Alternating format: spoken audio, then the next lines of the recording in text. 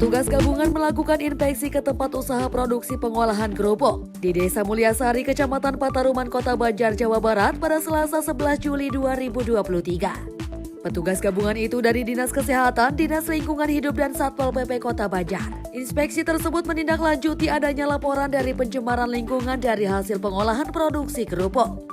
Petugas Dinas Kesehatan Jujun Yunaidi mengatakan inspeksi tersebut berdasarkan adanya aduan dari masyarakat, sehingga pihaknya melakukan peninjauan langsung ke lokasi pengolahan untuk melihat proses produksi.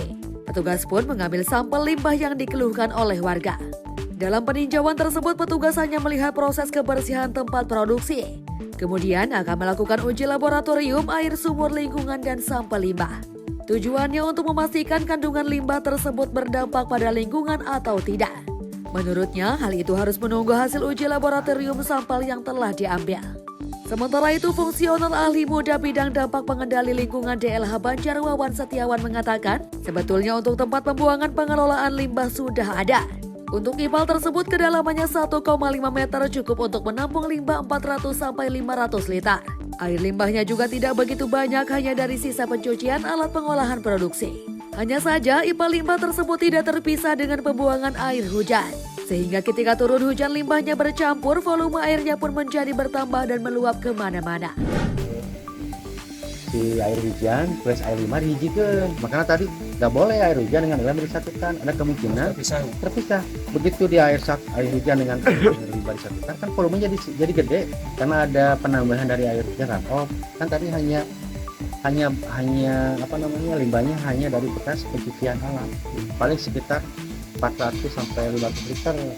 Dengan sistem pengolahan seperti itu, dengan dimensi 0,8 kedalaman 1,5 meter, cukup untuk mengolah limbah yang dihasilkan dari kegiatan ini dengan detection time sekitar 20 sampai 24 jam.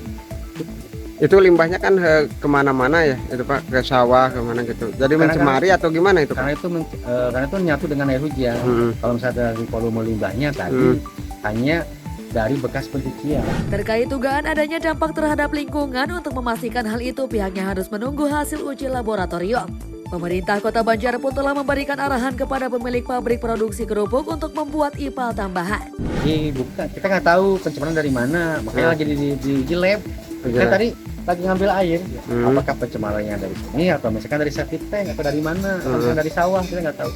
Makanya tunggunya hasil, yang mungkin antara 7 sampai 10 hari, karena ada BOD yang harus diuji minimal 5 hari. Nggak bisa secara kasat mata, oh ini terjadi pencemaran, kita nggak tahu. Meskipun pencemarannya dia organik, bukan B3, bukan minyak, tapi organik.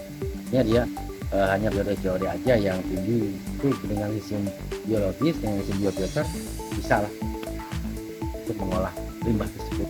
Saluran pembuangan limbah ke tempat ipal juga harus menggunakan pipa tertutup. Mulysin, Harapan Rakyat Banjar.